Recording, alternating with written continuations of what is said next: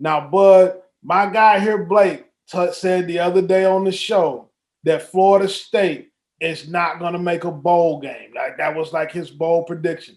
Tell me how you feel about that. I mean, I don't think it's that bold. Okay. Like I wouldn't pick them to miss a bowl game. I think they'll probably go like 7-5. But when you look at this team schedule, you have Florida and LSU in the non-conference. You also play, I think, 9 other games that I project to be a single-digit spread. Yeah. So, excuse me, 8 others. So you got about 10 out of your 12 games are going to be extremely close games, at least on paper. Like Clemson will be bigger than that. Everything else very closely projected. Guys, those are the types of schedules where really wild results happen. So I could see Florida State going 4-8. I could see Florida State going 10-2. They just, like, if they stay healthy, the coin flips go their way. You know what I'm talking about. Like if you win a whole bunch of close games, all of a sudden you look up like, I don't know if we're really that good, but okay. we keep winning all these field goal contests. Blake, that's certainly possible, right? And that's something that Mike Norvell and his staff have to try to avoid. You know, I think this team definitely beats last year's team. I think last year's team beats the first team he had there in 2020, but it's a difficult schedule. Yeah, I look at their schedule. They got 3 wins that are locks. They got 3 easy wins. After that, like you said, they got a lot of games that are going to be really close. I look at their schedule. I see a 5-7 season like they had last year. You're right, though. They have 1 or 2 things bounce their way. You know, that could turn into a 7-5 season, but I don't see them. You know, I just don't see that. I don't see that happening, but it definitely could. But if Florida State doesn't make a bowl game and if they win 3 to 5 games, do the fans start crying for Deion Sanders as the head football coach at Florida State, their famous alum? I think some fans probably would. I don't know that the decision makers would, right? I think they would probably want to go for somebody like more proven at the Power 5 level. Typically what you see is, like, if you fire one guy, you go the opposite. You just hired an offensive guy, you're going to go to defense, right? You got a guy from the G5 or not the P5. Next time you're going to go back to the P5, right? You had a guy, who was a coordinator. Then you're going to say, oh, no, it didn't work. We're going to need some head coaching experience. That's pretty much, even if it's not the right way to do it, that's pretty much how all college football decision makers do it. You typically don't see like back-to-back non-Power 5 hires if you had to fire one. You typically don't see back-to-back coordinator type hires. But I think some fans are probably clamoring for it, especially since they beat him for Travis Hunter.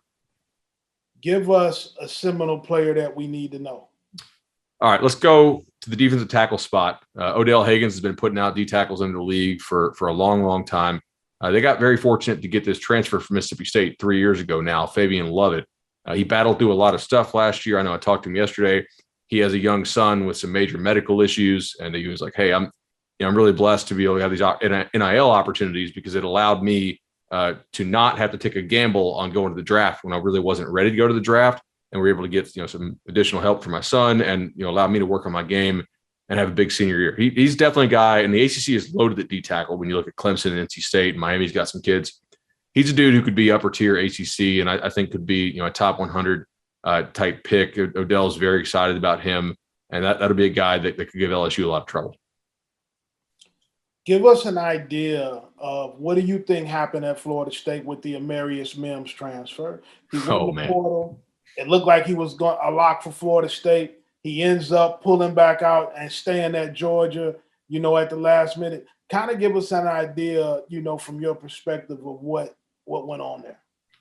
Remember that ESPN documentary when they have Cam Newton be like, as they say, it's an ongoing investigation?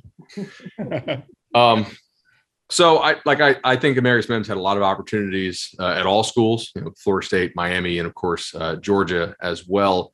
And then I know that his good friend was killed in a car crash, basically the day before I thought this was going to go public.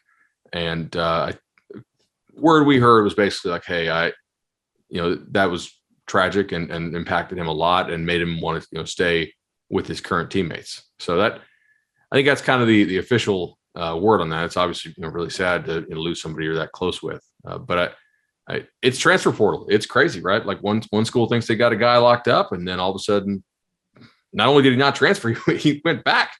Yeah.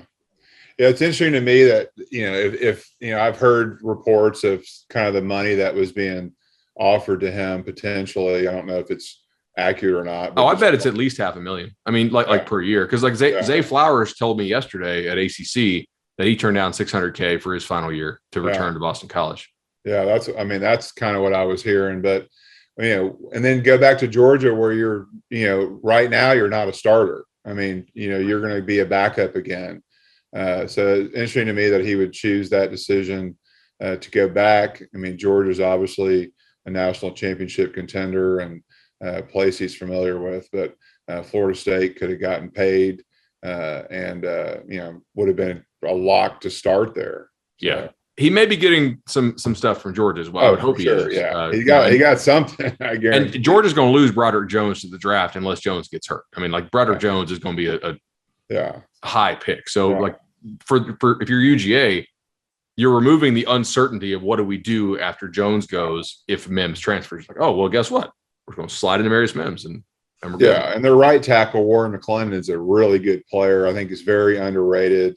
He's got a lot of experience. Georgia's pretty good at tackle this year for sure. They're going to maul some people.